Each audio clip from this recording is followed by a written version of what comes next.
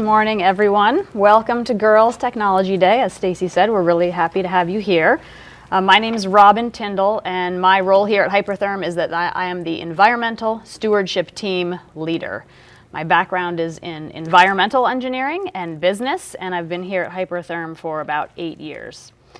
So now I'm guessing that some of you might be really excited to dig right in today to learn about plasma cutting, robotics, lean manufacturing perhaps, 3D printing. But I'm also thinking that there are some of you, maybe even most of you, who are hearing a little voice inside your head that's saying, should I really be here? Am I really interested in technology? 4 hours worth of technology? What about science, technology, engineering, and math, all of those topics? Are you really sure that you like them? Or maybe you're even pretty sure that you don't like them and that some of them actually annoy you sometimes. Well, this is actually not just okay, it's good if you're thinking this. It's important for all of you as high school students to be exploring lots of different things so you figure out not just what you do like, but what you don't like. So if you're unsure about STEM, or even pretty sure that you don't like some of those things, it's more important for you than anyone else to really dig in today. I want you to gather evidence to prove or disprove your I like it or I don't like it hypothesis. And really, you should be doing this in all subjects, not just STEM. You should be doing it in history and art and literature and language. You should dig in, lean in, and immerse yourself and experience it so that you can learn what lights you up. It's actually your responsibility to do this. It's not your parents' job, and it's not your teacher's job to spoon feed you knowledge so that you can get a good job and make money. It's your job to get to know yourself and what lights you up. In fact, this curiosity and this need for continuous learning is what the human brain is evolved for. And in fact, you could argue that this is why the human brain has evolved. Who can tell me what two archaic human groups existed side by side 40,000 years ago? Anyone know the name of those two groups of pre-human ancestors were? Yell one out, anybody. Just a guess. One starts with an H. Homo sapiens, that's one. The other one starts with an N. Neanderthal. All right, and who knows which one of those won? And in this case, winning means didn't go extinct. Which one won? Homo sapiens won. Yes, exactly. And so paleoanthropologists think that the main reason that Homo sapiens won was because they were more curious. They had a much more varied diet. They were much more willing to wander off from their traditional trade routes and hunting routes. They tried out different kinds of tools, and they took more risks. And so now, although many of us have a little bit of Neanderthal DNA, what we all have is Homo sapien brains. And they have evolved to be, and because of being curious and wanting to learn and try new things. So back to figuring out what lights you up. This journey is so important because it's going to lead you to a more satisfied life. If you think that learning is a means to an end, that it's only useful because it gets you into college, or gets you a job, or gets you to earn more money, then you might be sorely disappointed. When you find a topic that lights you up, you'll want to learn about it, and your Homo sapien brain will be happy. Your brain has also evolved because of and to be social.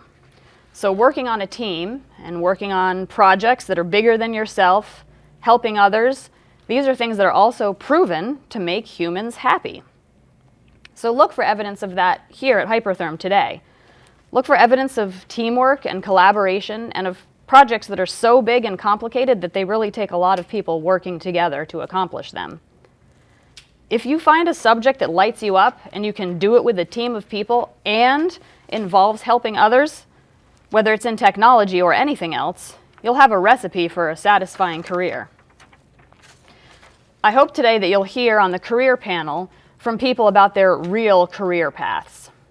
When you look backwards on your career from the age of 40 or 50 or 60, it's easy to tell a story that sounds linear, like everything's logical and rational and lines up and makes sense that you ended up with a career in technology. But that's not really how it goes in life. We have engineers here who didn't even take high-level math in high school. We have engineers who started out as professional musicians, stay-at-home parents, and farmers. And some of them learned as much mowing lawns and taking apart cars as they would have in technology internships. So I hope your path is similarly non-linear. You may find this year that coding lights you up, and through this, you learn about how you learn, metacognition. You learn about your own strengths. And this strength in coding may lead you in 5 years to pursue encryption technology. But in 10 years, this very same strength may lead you to become an expert in Indian epic poetry because you've become proficient in decoding Sanskrit. Coding has applications that may seem really far away from technology. Parts of your STEM education may teach you about gathering evidence to prove a hypothesis, and you might get experience doing this in a biochemistry lab. However, you might years later apply this same strength to seeking out evidence for something like race-based discrimination in housing policy in post-World War II America. This is obviously not biochemistry. It's history, but it uses the same skills: gathering evidence, examining the sources of that evidence, compiling data, and performing analysis that's qualitative or quantitative. So some may think that STEM owns these skills, but that's not true. The history might light you up, and you might bring to it the skills that you learned in STEM. And it could also happen the other way around. If history lights you up right now, dig in and don't be afraid to bring those historical thinking skills back to STEM in a few years or even decades later in your career. I'd like to end with one last bit of good news, and that is, you're going to fail. If you don't fail, you're not learning enough or taking enough risks. I'm not talking about the kind of failing that comes from not doing anything or not trying, but try some experiments. What if you try studying differently, with a friend versus alone? What if you study by taking notes longhand instead of on a screen, by speed reading or slow reading? That is learning about how you learn, and it's okay to fail while experimenting. Fail quickly, learn about why you failed, and move on. I actually challenge you to practice failing. Try something that's so new to you that you're actually expecting to fail at first. Don't let that fear of mistakes hold you back. It's better to fail when you're 14 or 17 instead of having the first time you fail be when you're 24 or 44. So fail throughout life and realize that you can survive failure. You can strengthen your resiliency and bounce back. So in summary, today, I want you to dig in and learn about technology, regardless of your I like it or I don't like it hypothesis. I want you to notice teamwork and collaborative projects. I want you to take responsibility for your own learning, meaning learning about how you learn and learning what lights you up. Look for failure. Ask a lot of questions and have fun.